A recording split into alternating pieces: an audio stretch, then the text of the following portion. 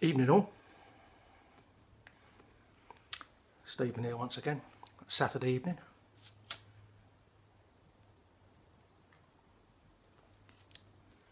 I was going to smoke my new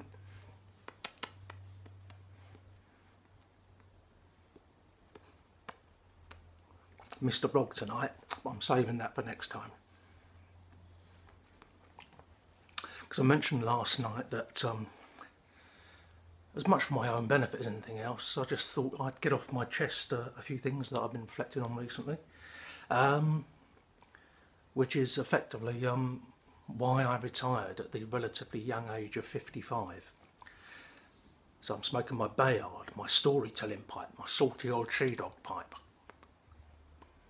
And in it I've got some Revor plug, which is obviously too wet, unfortunately. Yeah, what the humidity's like in here as well.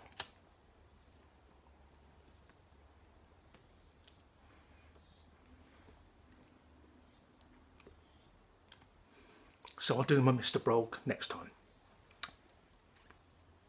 Because a couple of you very kindly commented and said, go ahead with the retirement story. And I thought, well, why not? If no one wants to listen to it, they don't have to. It's not going to be of much interest to anyone, but for therapeutic value, it gets a few things off my chest.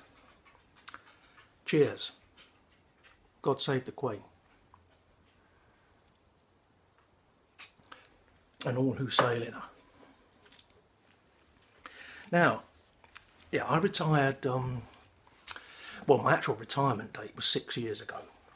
It was when I was 55. I was a couple of months shy of my 56th birthday. And at the point I'd retired, I'd been working for 38 years full time. So I left school at quite a young age with no qualifications. And I've mentioned in a previous video that I spent the next 4 years or so in unskilled labouring jobs and then moved to London, back down to London, and eventually got myself a job in the British Civil Service, right at the bottom of the food chain. And then over the following 34 years that I was in the Civil Service, I worked my way up the ladder to a reasonably senior management position. And for the last 20 years of that 34-year service, I worked for the Department of Health. Excuse me a sec, I'm going to have one more go at this.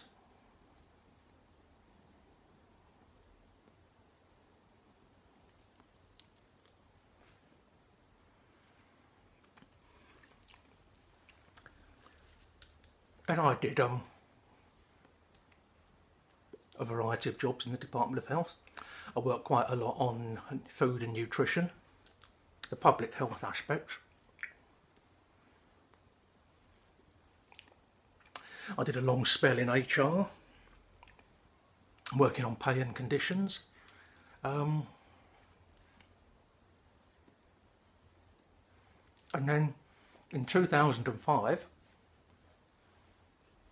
I got myself a job in what was, I won't go into the details of that, but it was a fairly high profile and high pressure job. And it was all to do with emergency planning, specifically arising out of major incidents such as terrorist attacks. And that was good, it was interesting. Very interesting stuff. And but the thing is, I've been working there about a year, or a year and a half, when a new manager was recruited into our department, our division was what we would call it.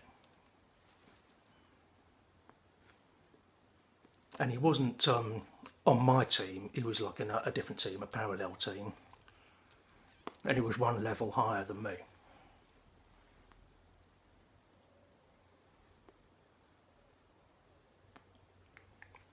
Now, I'm nearly 62 years old, I'll be 62 next month. I've met thousands of people in my life. As you do, of course. The older you get, the more people you've met. Most of them good, some of them not so good. I have to say that I can say with absolute confidence that this guy that they recruited, this manager of the other team, was quite easily the most unpleasant person that I have ever met in my entire life, before and since. The man was consumed by anger and can only put it as contempt for other people. And it was so obvious in his behaviour, in the way he spoke, even in his body language and his facial expressions. He was quite something to behold. I'd even go so far as to say, and I'm not the only one that considered this, other people had come to the same conclusion, that he fits perfectly the generally accepted personality profile for a sociopath. I've got one quote here, I won't go into all of that, but I mean, like, expresses extensive, callous and manipulative self-serving behaviour with no regard for others. And that was this guy. He was unbelievable.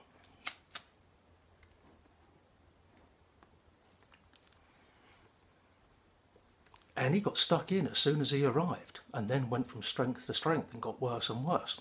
Another thing with sociopaths is they're narcissistic, and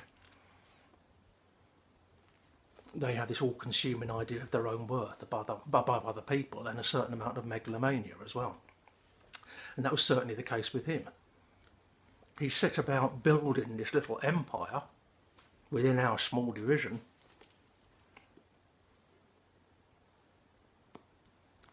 And if you were fortunate, I say fortunate enough to work directly for him, you were accepted. Not always, but generally. Anyone that didn't work for him was an object of contempt and an obstacle to be removed.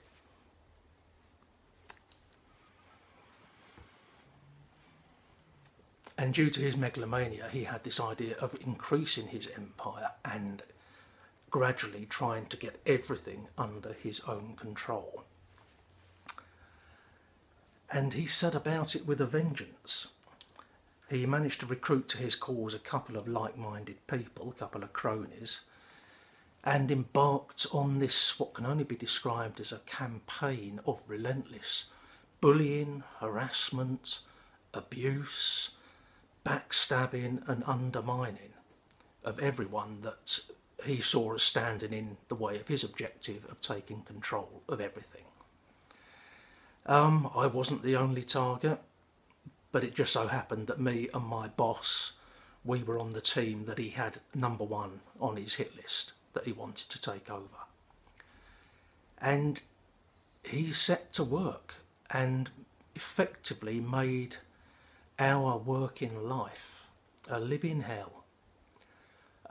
It became almost impossible to actually do or achieve anything. And we found out through other sources that it wasn't only his direct behaviour to us, but he was going about and talking to other people and bad-mouthing us in the most abusive form possible. Really, really, this guy was hardcore.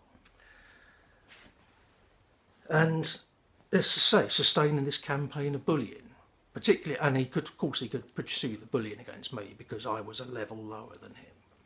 Now, it's not easy for any grown man to own up to the fact that they've been bullied. It's, you know, it's sort of, I'm not a macho type, but it does kind of emasculate you to have to own up to that.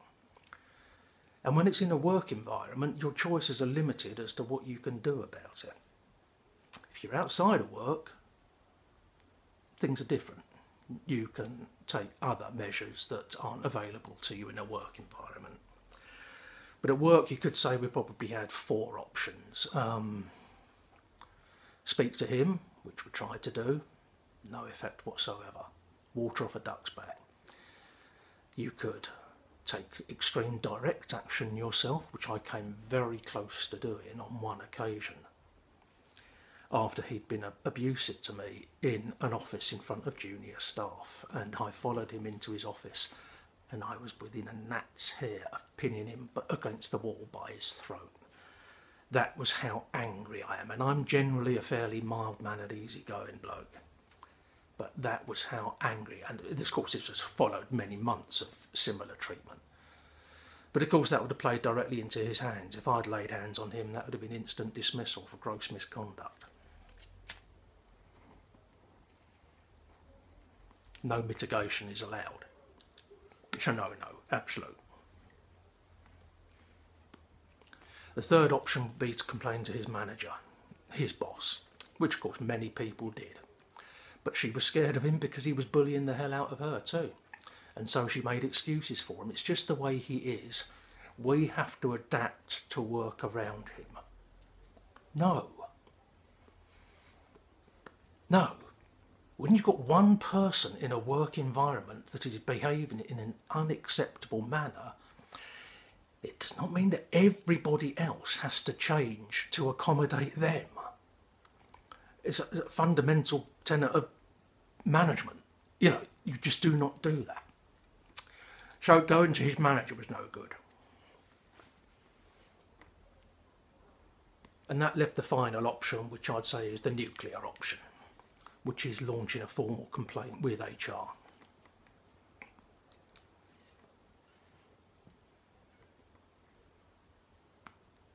And that's the nuclear option because that then sets in process an unstoppable sequence of events through which whole cans of worms can be opened. It's also pretty much a nuclear option because in the public sector in this country, probably in other countries too, I don't know, but certainly in this country, there's long been a tradition of victim blaming. So you put up and shut up, and if you rock the boat and launch a complaint, even though they might find the perpetrator guilty as charged, it's generally the victim that gets moved. Crazy and almost unbelievable, but that's the way it is. So it puts off a lot of people doing it.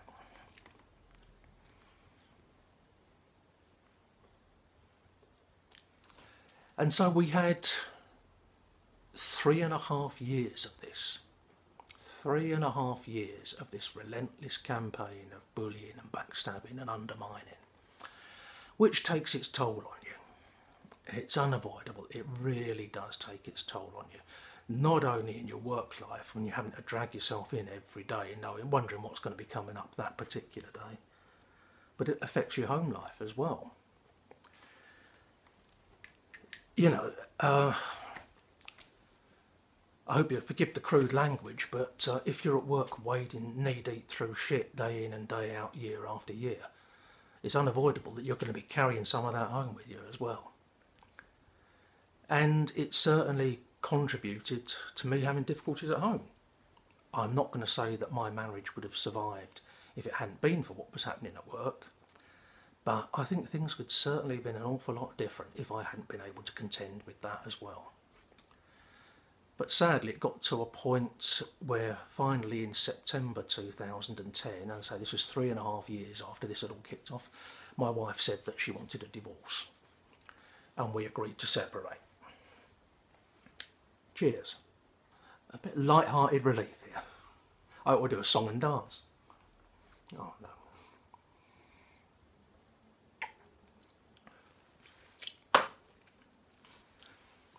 And I went into work for the next couple of weeks.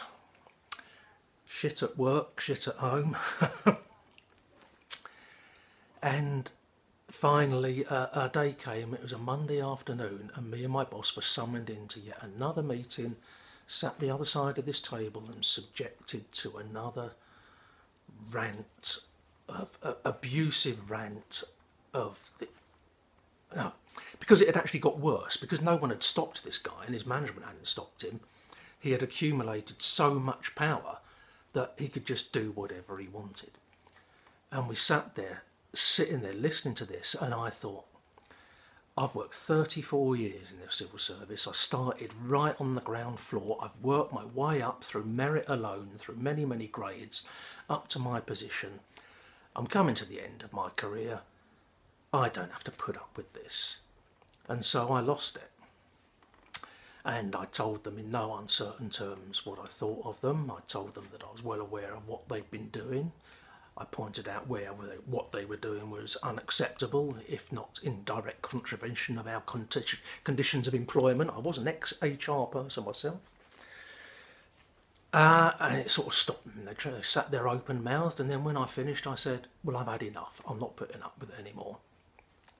And I gathered up my stuff and walked out. And I went back to my desk, I turned off my PC, locked my things away, put my coat on and walked out. 4th of October 2010, and that was the last day that I worked. I went home then and of course had an awful lot to think about. I knew that I had completely burned my bridges because my department, unfortunately, this was a very bad time for this, my department, as a new government had just been elected, was being cut by a third of the staff had to go. And I'd made it almost impossible for myself to go back. As I say, and also there was this culture of victim blaming too. And so I thought, I'm screwed now. But then I thought about it and I thought, well, if I'm going down swinging, and I'm going to take those bastards with me. And so I unleashed the nuclear option and I got in touch with HR the next day. I told them what had happened. I told them I wanted to register formal complaints against 3 members of staff, i.e. this manager and his 2 cronies. And that set in process months and months of witnesses and interviews and statements and hearings and one thing and another. And it basically unleashed a cataclysmic shitstorm. Because it turned out that, of course, very senior people within department and the HR people all knew what was going on and all knew how toxic it was. They were just waiting for someone to light the blue touch paper. And that's what I did. And all hell broke loose. Well, I'm up to 17 minutes. To cut a long story short, basically the division within which I worked was disbanded. The very senior person that headed it up was removed from her job and eventually forced out of the department altogether. The 2 cronies that I complained about, one of them got off scot-free, the other one got a reprimand and a note on her personal file and was made to undergo remedial training, which basically means she got off scot-free as well. But the villain, the sociopath, the bloke that instigated all of this, they went after him big style. Because, as I say, they knew so much already, they just wanted someone to trigger it. And he used his connections in another government department to get a transfer, to get a job over there. And it is at least to my department's credit that they said, no way, sunshine, you're not going anywhere. And they blocked it. And the hearings went ahead and he was found guilty on all charges.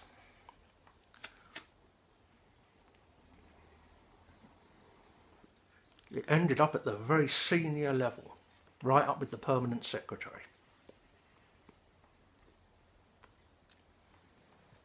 Now, he wasn't sacked.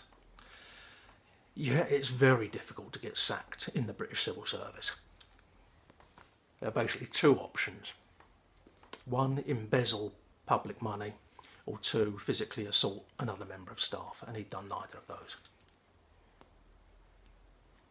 But he got the next best thing, which was he was forced to fall on his sword and take voluntary redundancy, and was kicked out that way. I, of course, had no way back, so I was also forced to take early retirement, as was someone else that had supported me. As I say, the rest of the division was all broken up and scattered around. People lost their jobs. And it was all for nothing. You know, if someone, when I say all for nothing, I don't have any regrets about what I did. But all it would have taken would have been someone back in this guy's career, a manager of his, to have the cojones to put a stop to it. And successive managers down the years had allowed him to carry on on and on and on until it got to the point where he thought he was untouchable and his behaviour was totally out of control. And that ended up with people losing jobs, as I say, whole work areas being broken up, and me on the scrap heap after 34 years. I didn't even get a card. The best I didn't, no leaving do, nothing like that. I was allowed to go back in to work one evening after office hours were over, where under supervision I was allowed to go through my stuff and remove personal items that I could bring home with me. And that was it. 34 years down the drain. Wasn't quite how I envisaged ending up.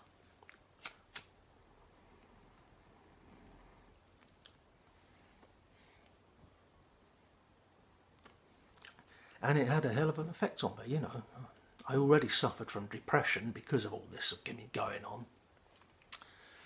And it's taken me years to sort of climb back up to some kind of normality. I haven't worked since. I have looked for work, but in the current climate, particularly down here in London, 61-year-old blokes with no qualifications aren't exactly top of anyone's hit list for employment. And when I think about it, I get bitter and resentful. Which is unavoidable really, but the best thing is not to think about it. You just got to get on with your life, haven't you?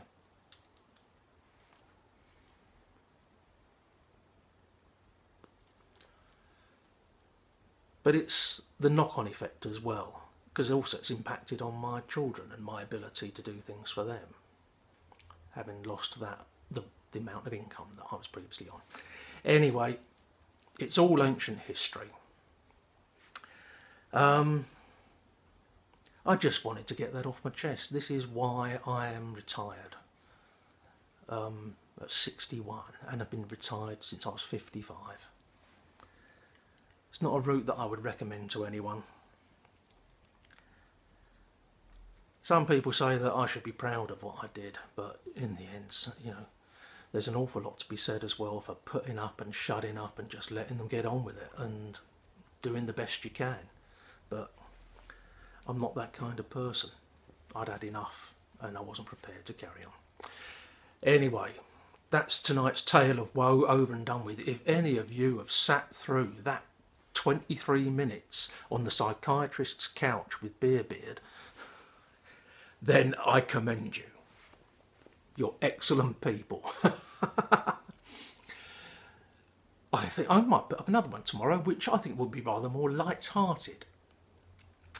I'm going to go away and continue sucking the guts out of this pipe, trying to keep it going, and consume a tad more beer. And if you have listened all this way through, thank you, because I have to say I actually feel better for having said all of that. So I appreciate it. Cheers all. Happy Saturday evening. Speak to you again soon.